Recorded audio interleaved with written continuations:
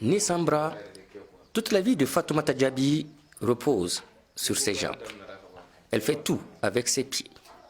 Aujourd'hui, Fatoumata se prépare pour partir au marché.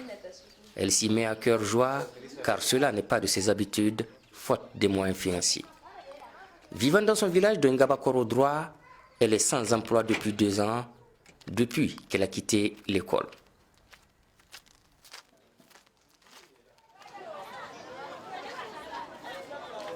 Cette ambiance, que Fatoumata aimerait bien retrouver assez souvent, ne dure que le moment d'une course, c'est-à-dire juste le temps de marchander les prix de condiments et d'obtenir le nécessaire. En cet endroit, Fatoumata ne suscite plus la curiosité.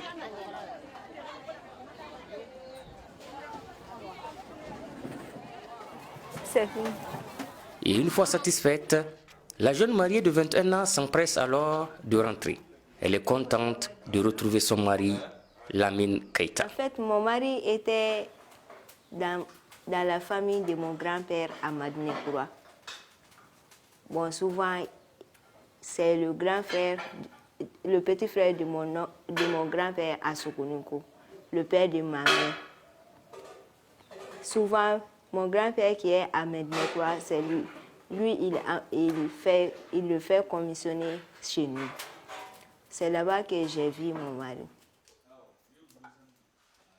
De son époux, Fatoumata apprécie la participation aux tâches ménagères, ce qui n'est pas sans un certain pansement au cœur. Bon, souvent j'ai honte parce que c'est moi qui devais faire tout ça, mais il m'aide à faire tout ça.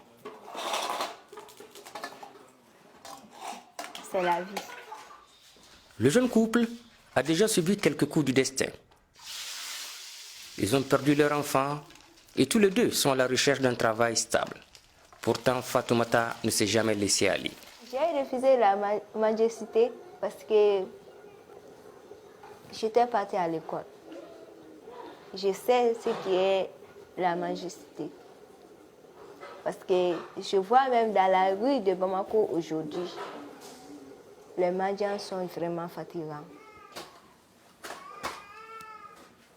J'ai vraiment mal parce que j'ai perdu mon enfant, qui était mon premier fils. Je n'ai pas d'autre enfant. On ne croirait pas, sans le savoir, que Fatoumata Diaby a dû surmonter toutes ces épreuves. Elle a pu y arriver grâce à son mari et surtout à sa famille. Et mes parents adoptifs, mon oncle, le grand frère de ma mère, Mamadou Sila et ses frères, c'est eux qui m'ont aidé dans ces chocs, dans ces accidents. Sinon, j'allais mourir. Tout son savoir-faire, elle le doit à l'école où elle a été acceptée grâce à sa famille d'adoption. À cause de son physique, il lui a fallu passer par un apprentissage approprié de 6 ans pour maîtriser l'usage de ses pieds. Son ambition ne s'est pas arrêtée là. Elle a fait une formation en comptabilité. Elle n'a jamais reçu de soutien de l'État. Seulement quand elle était enfant, la femme du président l'invitait régulièrement à manger.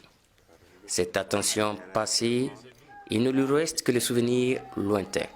Maintenant, à elle de se construire une vie avec son mari. Nous vivons ensemble. Je n'ai pas honte, moi. Je la considère comme une femme normale.